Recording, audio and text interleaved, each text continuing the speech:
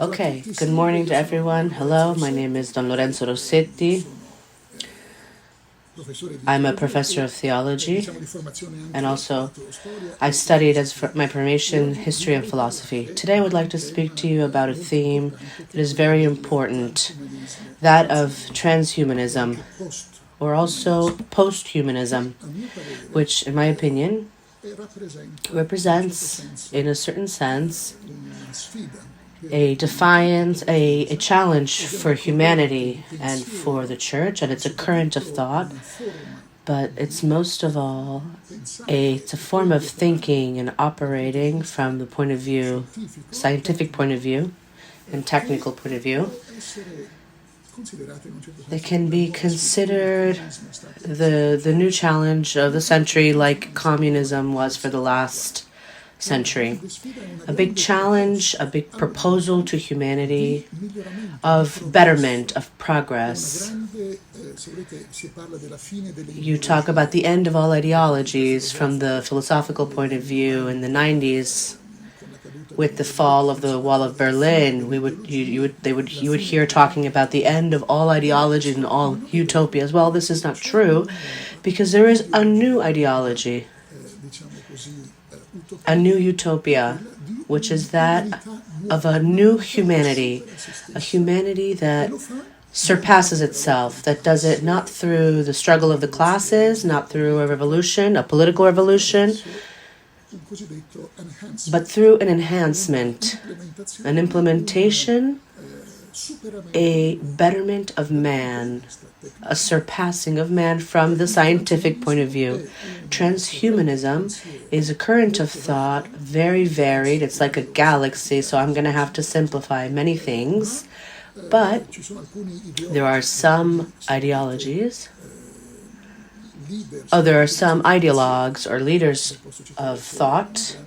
I can quote a Google executive called Ray Kurzweil, who is a man who lives eating pills, taking pills. He spends thousands of dollars a day for his nutrition, which is purely biochemical. Another, Kevin Warnick, and another, Max Moore. I will quote what do they say about, what are these, especially these people from the Anglo-Saxon world, especially Silicon Valley. Often they are engineers. They are from Google, Amazon, Microsoft, and Apple.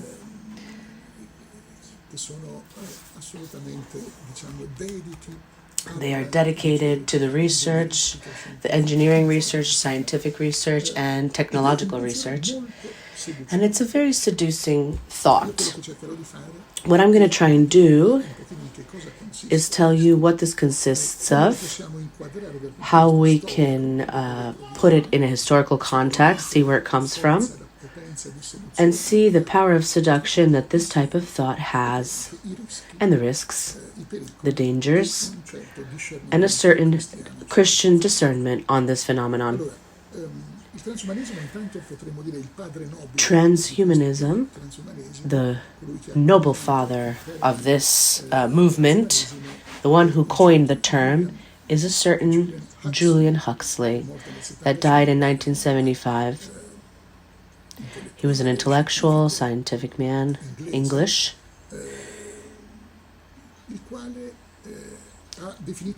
and he defined it like this: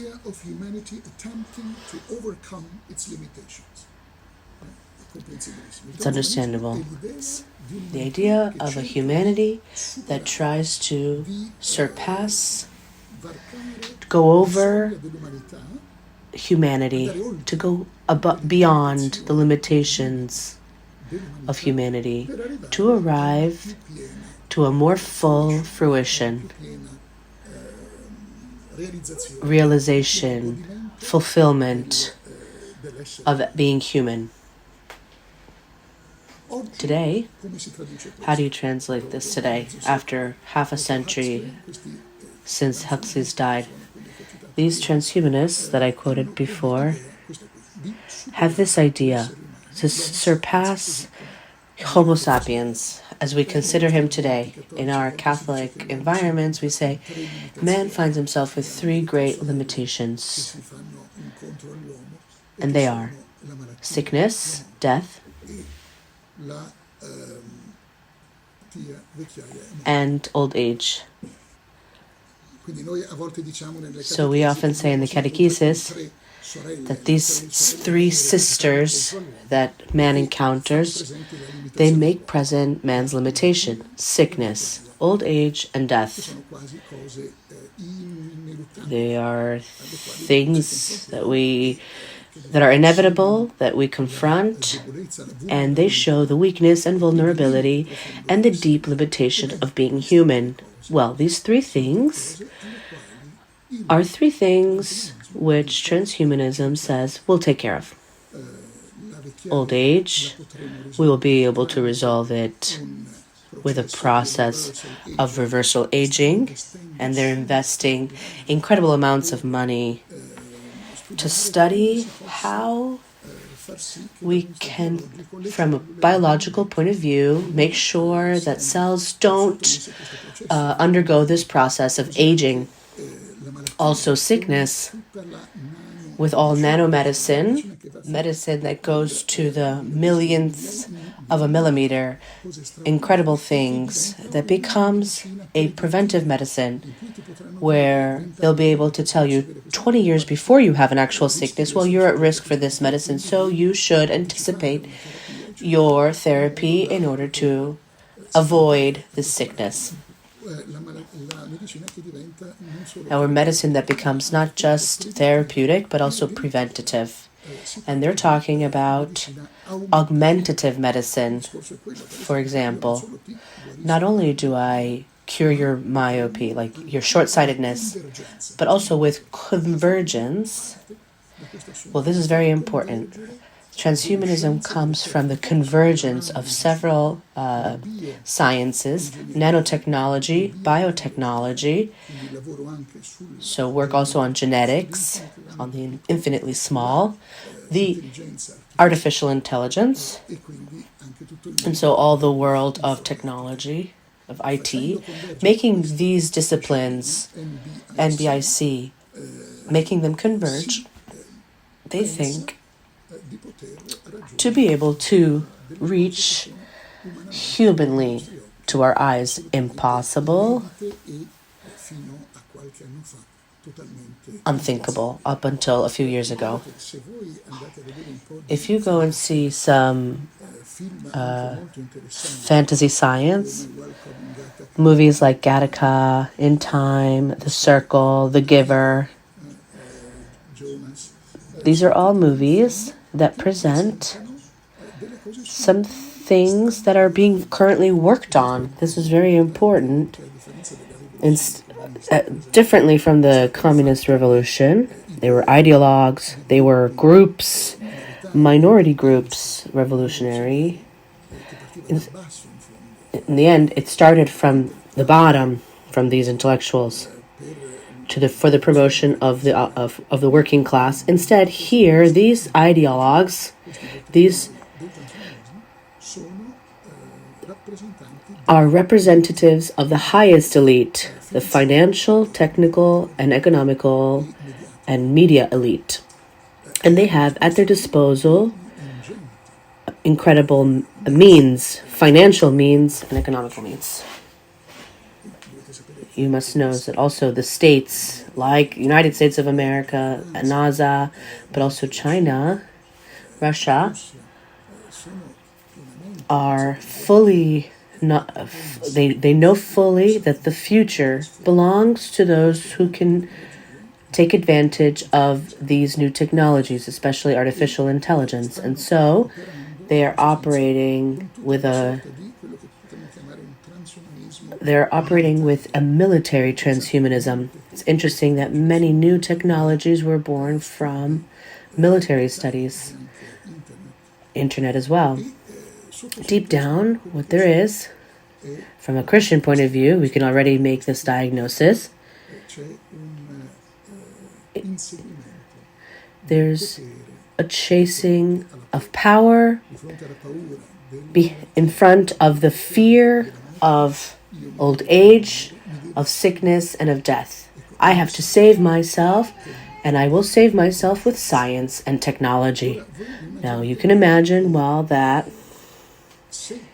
if this science fiction should become reality, and you see, the science fiction of the 20th century, like Jules Verne, has completely been realized in the 21st century. It's not impossible to think that these things will truly become reality. It's very seducing. It's a very seductive thought to have the ability it's the ideal of the superhero. Behind what this image of man is the young, performing, beautiful man. It's very seductive for our young people. The cultural humus and the historical roots of this reality I will describe, and it'll help to understand the attractiveness and power of this thought, because it's a synthesis of many different elements that are spread throughout the cultural thought of today. There's the cult of science, there's positivism from Francis Bacon to Vitry to Auguste Comte. Then there's all the theme of neo-Darwinism. I would like to read to you a very famous text. It's the letter to Mother Nature by Max More, who is one of these ideologues of transhumanism. And he writes a letter to Mother Nature, and he says, "That which you created in us is magnificent, and yet profoundly imperfect. It seems like you've lost interest in our evolution, future evolution, 100,000 years ago, basically when Homo sapiens emerged as we know him today. Or maybe you've preferred to want us to do the succeeding steps. In any way, our infancy is about to end. We have decided that now we have to amend the human constitution. The salient point is this, from Max More's point of view, to take hold of human evolution. Now, human evolution has taken place through nature. Now, with science, we will take hold of nature. It's a positivism, Comte, Darwin, and there's another aspect, which is the Nietzschean aspect. The will to power, the auto-affirmation of man. What do these elements have in common? They are 100% atheist, immanentist. It's a thought and ideology that puts to the margins, that eliminates completely the notion of God, creation, the soul, and then clearly also Christ. In this sense, from the point of view of the history of thought, making a simplification which I think will be useful, I would say that transhumanism represents the last phase of secularization of the West. I use three names that represent secularization like we know it today. Luther, Voltaire, and Nietzsche. Luther says no to the church. Voltaire says no to the church and to Christ. He still more or less believed in God. And Nietzsche says no to the church, to Christ, and to God. But today, we could add Huxley. The last phase, the transhumanist phase of secularization, is the refusal not just of the church, of Christ and God, but also of creation as nature, as a reality that has its own intelligibility and rationality, its own logos. Nature has become desacralized, and man can completely separate himself from the laws of nature. Deep down, transhumanism is a bypassing the conditioning of nature in view of a perfection of a new being, which at the end is not a human person. That's why it's called post-humanism, in which Homo sapiens is a primitive man. There is an interesting citation by Kevin Warwick in iCyborg, in which he says, well, if you want to stay Homo sapiens, that's fine. But you must know that you'll be considered others. And these personalities that have augmented themselves in an engineering way, for example, they already speak of increasing the intellectual capacity of an embryo. Well, if you want to stay what you are, that's fine. But you should know that you will be, for us, you will be like chimpanzees. Going above what being human is today in the name of performance. I think this word performance tells everything about the ideal. We live in the time you are performing, you are active, you have videos that make that garner thousands of likes, millions of likes. The performance is a form of liberalism, of capitalistic liberalism, which started in the West, but now is also emerging in China. Which, you know that in China, two twins were conceived with a genetic manipulation, in which they already wanted to be genetically modified. Then they were destroyed. In China, these manipulations of the bioengineering type are much easier because there isn't a culture that more or less still exists in the West, which is of the limitation of man and the intangibility of the genetic patrimony, human patrimony. So what do we want to do? What do they want to do? A superhuman man,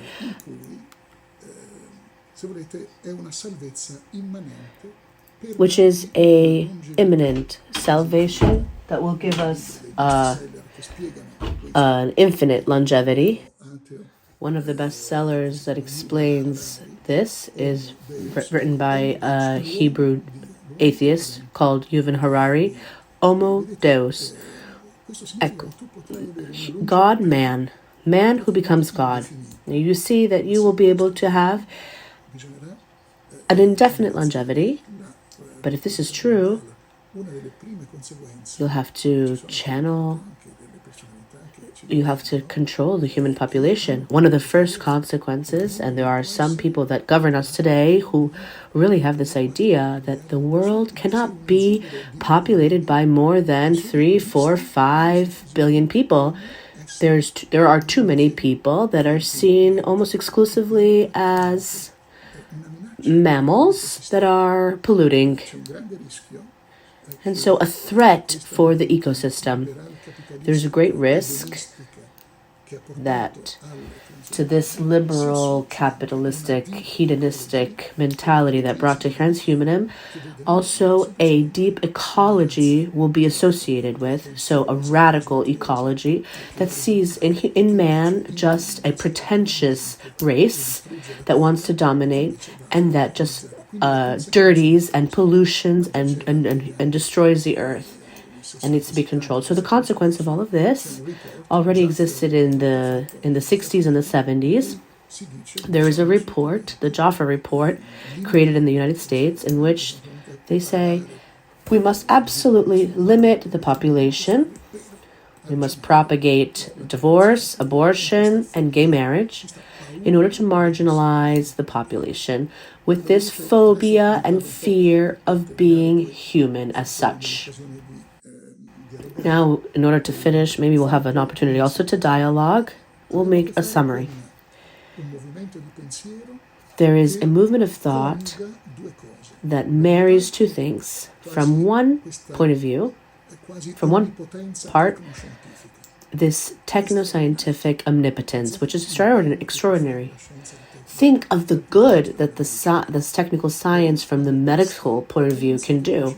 But when this techno-scientific strength is put to the service of a liberal capitalistic logic that is individualistic, of the cult of performance, of affirmation of oneself, without any moral criteria, it's the first time that you have this possible merger, fusion between technical strength and moral relativism that meet, in which everything that can be possible will be licit. If it's missing, like Pope Francis and John Paul II have said, if what's lacking is a truth that transcends, well, we will be exposed to the strongest of these thoughts. There's an economic notion by Sufetin, an Austro-American economist, who coined this term, the disruption. Disruption means that everything becomes obsolete. Everything becomes old. This we see immediately with our phones. After a couple years, our phones are obsolete. And there is this logic of innovation, constant innovation, in which everything has to always be more modern, always newer, always more performing. And in the end, also man who will cross these chips and this technical technology, these methods, he will be cyborg, an organism that is not just biological, but an organism in which biology interacts and crosses over with cybernetics and with technology. This cyborg will become an incredible performer, but also will become obsolete. And this hybrid reality, in the end, a reality which is bypassed by the sacrality and dignity of man, will be totally bypassed. We can summarize all of this social doctrine in two great values that Pope Francis and Pope Benedict insist on a lot. One, the dignity of every single person, the intrinsic value that is independent of one's performance and one's qualities. Pope Francis says that which measures the perfection of persons is their degree of charity, not the quantity of things they can accumulate and know. That which creates the dignity of a person, of a child, is his capacity to be loved. It's asking our love, the passive dignity of every human being, its sacrality, its sacredness, which can become holiness, this capacity to love. This is the active dignity. But this is not interesting to the transhumanist man, this post-human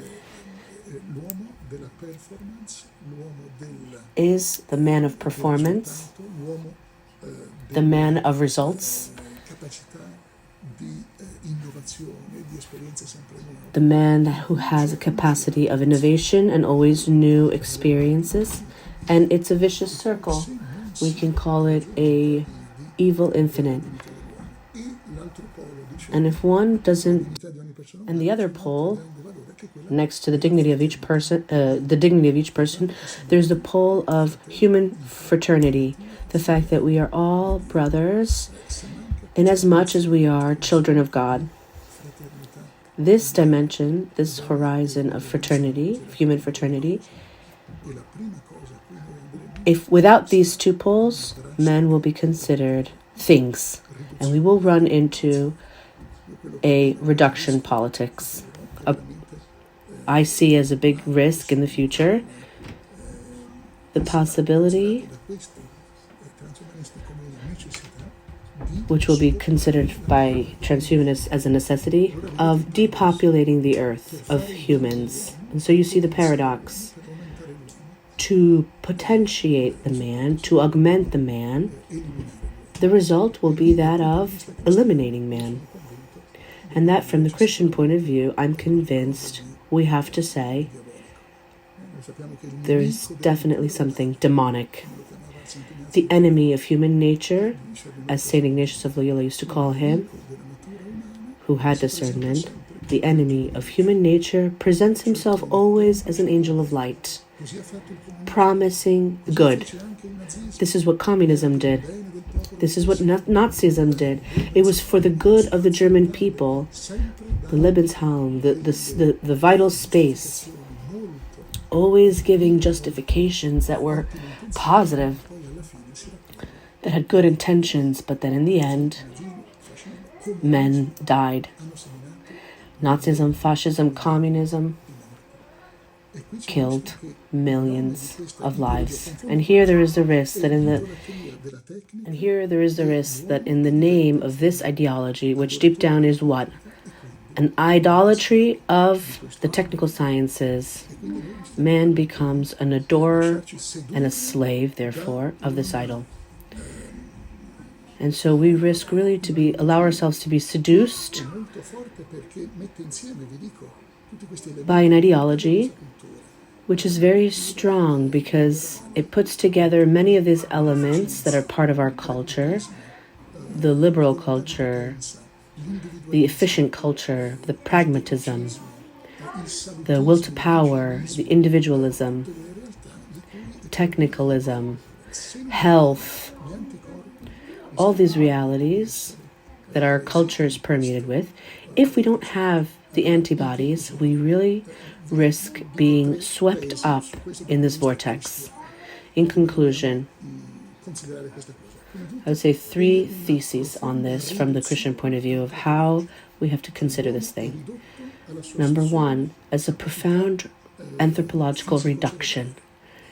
Man is reduced to only his ability, his physical and cerebral capacity, man and his brain.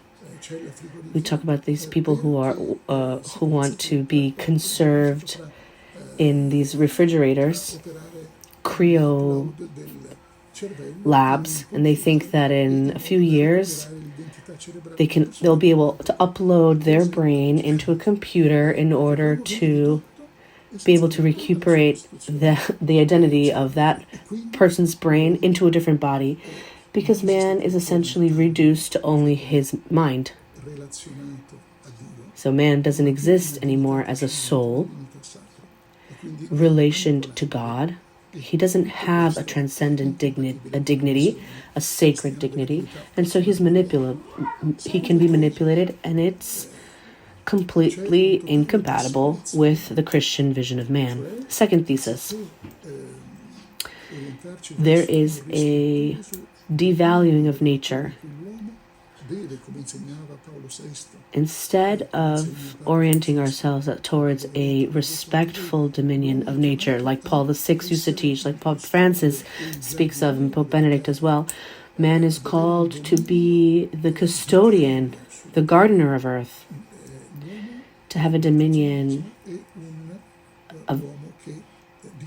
as a vicar of earth. Transhumanism, the transhuman man, dominates nature and denatures it.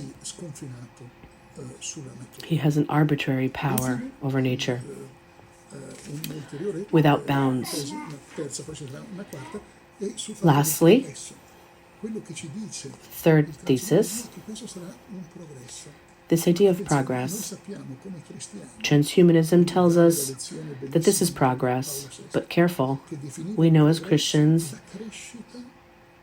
and we should read Pope Paul VI's beautiful lesson that defined progress as the growth of all man and all humanity. This idea of transhumanistic evolution has something to do with an evolution that is only proposed to some.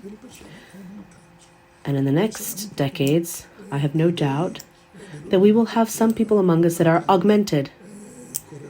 There will be like demigods of Olympus that at 80 years old, they'll be able to run marathons, that will play sports, they will have no wrinkles, and they will be beautiful.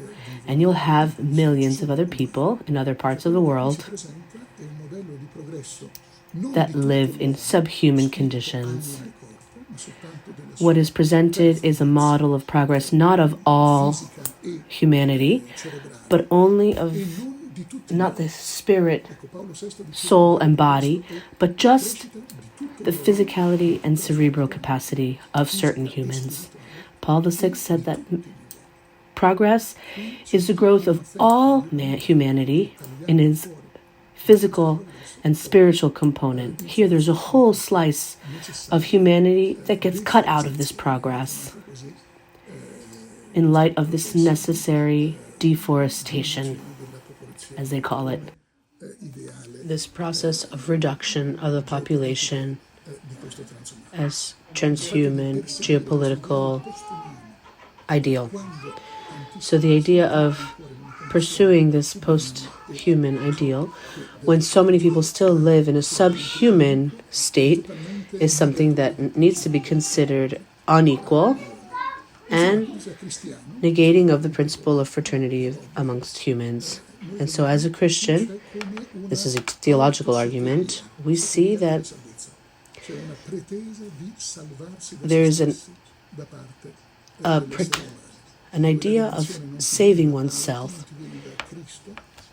where redemption doesn't come from above, not from Christ, doesn't come from charity, but it comes from the strength of technoscience, which transforms man and liberates him, as we know him. And so the humus of this reality is this practical atheism of the advanced societies of today, which eliminates completely any reference to a creative God, a spiritual soul of man, and the redemption of Christ. This man, which is always young, always performing, is a type of an ersatz, a surrogate of Christian salvation. We knew that the true man who surpasses the limits of man, but assuming humanity, is Jesus Christ. And you should know that the verb transhumanar was invented by a Christian poet, the greatest of all, whose name is Dante Alighieri, who spoke that in paradise there will be this transhumanar, this going above humanity with grace. It's an attempt to go above humanity without the grace of Christ, with the strength of man, and with a deep disgust of human nature. That's transhumanism. I see the coincidence of two great enemies of sanctity, like Pope Francis would teach us. There are currently two enemies of sanctity. Number one, the Gnosticism and Pelagianism. Neo-Gnosticism and Neo-Pelagianism. Gnosticism is only the intellectual salvation with a deep looking down on of the carnality of man, sickness. And on the other side, Pelagianism, which is a form of auto-salvation, man who saves himself with his own strength, with his own resources. Well, in front of this, how do we answer? With great prophetic parousia, saying the truth, boldly, announcing a Christianity that is at the height of the times. We have to talk about the new evangelization, a charismatic, positive, catechumenal Christianity that brings us back to the novelty of Christianity. To be Christian means to be new creatures, not anymore submitted to the fear of death, to fear of illness, but able to also confront these things, winning them not just physically, but spiritually, loving man until the end, knowing that the true victory, the true surpassing of man is not his performance, but is his charity, his love. And this is the fraternity amongst men. Man is the true, Jesus Christ is the true man that surpasses man, brings him up to the to the heights of divinity, because he is truly holy, he is truly glorious, resurrected, and we are called on this earth through grace to experience this superhumanity, this true divinized humanity, which is to be Christian, to be children of God, brothers with all humanity, free from sin, free from fear, free from rancor, free from envy, from vengeance, and capable of truly loving, to handing oneself over to God, to loving the others the way they are. And so take advantage of this true glory from an eschatological point of view, a truly glorious body, not an ersatz, which is this longevity. The transhumanists are Sadducees. They want perpetuity on this earth. No, we are made for heaven. Our home is heaven. On this earth, we are called to grow like a fetus that needs to grow, that needs to augment in experiences of love, in preparation for the true life, which is that with God, which is light, which is spirit, which is love. And we have to grow in this, not in a performance, a consumerism, which deep down there is this idea that man is an object of a consumerist object. Well, with this, I think I've said more or less the most important things in a short amount of time, and I hope that we'll be able to dialogue in the future. May God bless you. Goodbye.